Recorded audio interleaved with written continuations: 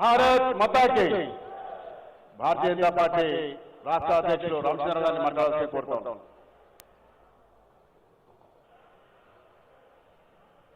ఈనాటి మన ముఖ్య అతిథి జాతీయ భారతీయ జనతా పార్టీ అధ్యక్షులు శ్రీ నితిన్ నబీన్ గారు, మిత్రుడు కేంద్ర మంత్రులు కిషన్ రెడ్డి గారు, స్థానిక ఎంపీ అయినటువంటి అక్క టిఎం డికే అన్న గారు, మరి పెద్దలు ఓబీసీ మోర్చా జాతీయ అధ్యక్షులు రాజ్యసభ సభ్యులు అయినటువంటి ఒక మన అందరి నేత డాక్టర్ కె లక్ష్మణ్ గారు, మహారాష్ట్ర మంత్రి మన ఇన్ఛార్జ్ అయినటువంటి ఆశీష్ చల్లార్ గారు, జాతీయ స్పోక్స్ పర్సన్ అయినటువంటి ఒక జాఫర్ ఇస్లాం గారు, అదేవిధంగా సమయం తక్కువ ఉంది కాబట్టి ఎవరి పేరు తీసుకొని నేను కూడా ఎప్పుడైతే మాట్లాడినాను.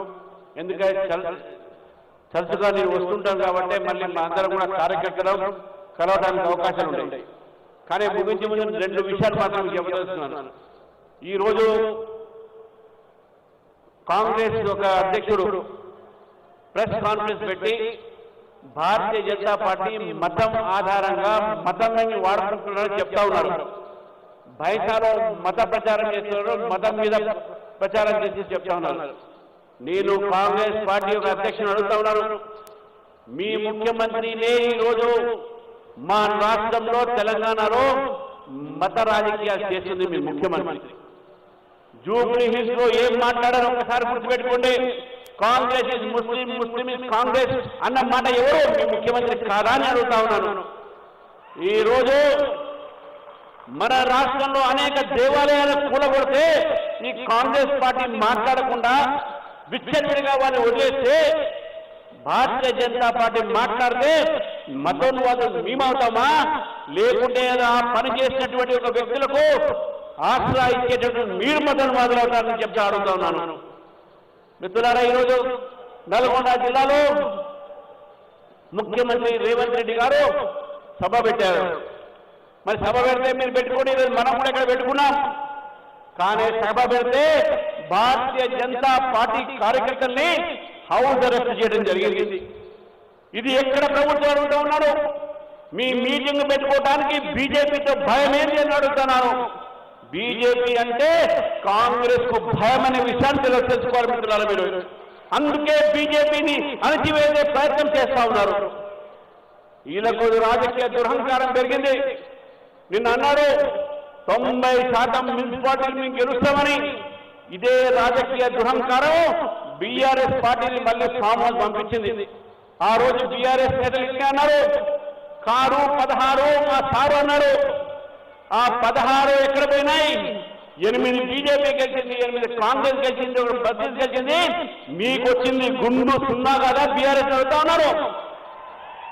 2 ఎమ్మెల్సీలు, టీచర్స్ ఎమ్మెల్సీ, గ్రాడ్యుయేట్ ఎమ్మెల్సీ తెలంగాణలో జరిగితే బీజేపీ గెలిచింది. బీఆర్ఎస్ కు క్యాండిడేట్ లేరు. కాంగ్రెస్ పార్టీ చిత్తుగా ఓడించింది మన క్యాండిడేట్ అనే విషయాన్ని కూడా మనం గుర్తుపెట్టుకోవాలి మిత్రులారా. ఈ రోజు మనం చూస్తా ఉన్నాం, మనం జరిగినటువంటి ఒక ఏవైతే గ్రామ పంచాయతీ ఎన్నికల్లో భారతీయ జనతా పార్టీకు మేము పోటీ చేసింది 5,000 అయితే మనం 1000 దాకా సర్పంచులు గెలిచిన విషయాన్ని కూడా గుర్తుపెట్టుకోవాలి. 10,000 మంది వార్డు మెంబర్లు గెలిచినాము, 1,200 ఉప సర్పంచులు గెలిచినాము. భారతీయ జనతా పార్టీ పెరుగుతుందానికి ఇక వేరే నిదర్శన అవసరం లేదు. ఈరోజు బీఆర్ఎస్ పార్టీ బీజేపీతో భయపడతా ఉంది, కాంగ్రెస్ పార్టీ బీజేపీతో భయపడతా ఉంది. నాకు పూర్తి నమ్మకం ఉన్నది, ఈ రోజు భారతీయ జనతా పార్టీ తెలంగాణలో మున్సిపాలిటీస్ లో భారతీయ జనతా పార్టీ యొక్క ఫలితాలు మంచిగా వస్తాయి. అనేకమైన సీట్లు మనం గెలుస్తాము. కాంగ్రెస్ బీఆర్ఎస్ 2 పార్టీలు కూడా తెలంగాణ ప్రజలకు బుద్ధి చెప్తారనే విషయాన్ని గుర్తుపెట్టుకోవాలి. చివరికి ఒక మాట చెప్తా ఉన్నాను, మన వికసిత భారత బడ్జెట్ మనం తీసుకొచ్చాం. వీళ్ళు అడుగుతా ఉన్నారు మీరు ఏం చేశారని, తెలంగాణకి ఏమి ఇచ్చారని. ఇంతకుముందు కిషన్ రెడ్డి గారు చెప్పారు తెలంగాణకి ఏమి ఇచ్చినామని. నేను రేవంత్ రెడ్డి గారిని అడుగుతా ఉన్నాను, మన రాష్ట్ర బడ్జెట్ లో మీరు మహబూబ్నగర్కి ఏమి ఇచ్చారు? మన రాష్ట్ర బడ్జెట్ లో మీరు నల్గొండకి ఏమి ఇచ్చారు? బడ్జెట్ లో ఒక జిల్లాలకు రాష్ట్రాలకు ఉండవు. ఈ రోజు 10 లక్షల కోట్లు ఎంఎస్ఎంఈ మీద పెడితే దాంట్లో తెలంగాణ ఉన్నది. ఈ రోజు తెలంగాణకు 5,005 కోట్ల రూపాయలు రైల్వే బడ్జెట్ కేటాయించడం జరిగింది. మరి మీరు ఆర్టీసీ ఎన్ని కేటాయించారో కూడా అడుగుతా ఉన్నాను. ఈరోజు ప్రగతి ఒక రాష్ట్రంలో మానవంగా జరుగుతూ ఉన్నాయి, దొంగతనాలు జరుగుతూ ఉన్నాయి, లా అండ్ ఆర్డర్ లేదు, శాంతి భద్రత లేదు, చట్టాలు లేవు. మరి లా మినిస్టరే ముఖ్యమంత్రి, హోమ్ మినిస్టరే ముఖ్యమంత్రి, మున్సిపాలిటీ మినిస్టరే ముఖ్యమంత్రి. కానీ మూడింట్లో కూడా ఫెయిల్ అయినటువంటి ముఖ్యమంత్రి ఈ రోజు మున్సిపాలిటీలకు పోయి నాకు ఓటేయండి ఏ విధంగా అడుగుతారని చెప్తా ఉన్నాను. మిత్రులారా, రేపు బీజేపీని గెలిపిస్తే రాష్ట్ర పార్టీకి మొత్తం కూడా భారతీయ జనతా పార్టీ మా జాతీయ పార్టీని ఒప్పించి నరేంద్ర మోదీ గారిని నెప్పించి ఈ రోజు మున్సిపాలిటీల అభివృద్ధికి మొత్తం భారతీయ జనతా పార్టీ బాధ్యత తీసుకుంటుందని చెప్తా ఉన్నాను. మిత్రులారా, భారతీయ జనతా పార్టీ గెలిస్తేనే మనకు అభివృద్ధి జరుగుతూ ఉంటుంది. కాంగ్రెస్ గెలిపించినా బీఆర్ఎస్ గెలిపించినా వాళ్ళు మన ట్యాక్సులు పెంచారు, మన దోచుకుంటారు, మన జేబులో చేతులు పెట్టి మన డబ్బు తీసుకుంటారు, కానీ అభివృద్ధి మాత్రం జరగదు. కాబట్టి ఒక అవకాశం ఇవ్వండి.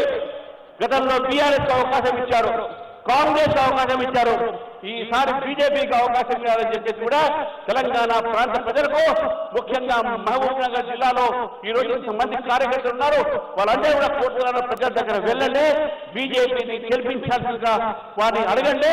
మన పథకాలను నరేంద్ర మోదీ గారు చేసినటువంటి ఒక అభివృద్ధి కార్యక్రమాలు మనం చెప్పండి. చివరికి మిత్రులారా, ఇంత పెద్ద సభ ఈరోజు అతి తక్కువ సమయంలో ఇంత పెద్ద ఎత్తున కార్యకర్తలు కేవలం మహబూబ్ నగర్ జిల్లా పక్కన ఉన్నటువంటి చేవల్ల పార్లమెంట్ మున్సిపాలిటీ వచ్చారంటే ఇంతమంది కార్యకర్తలు చూసిన తర్వాత నాకు పూర్తి నమ్మకం ఉంది.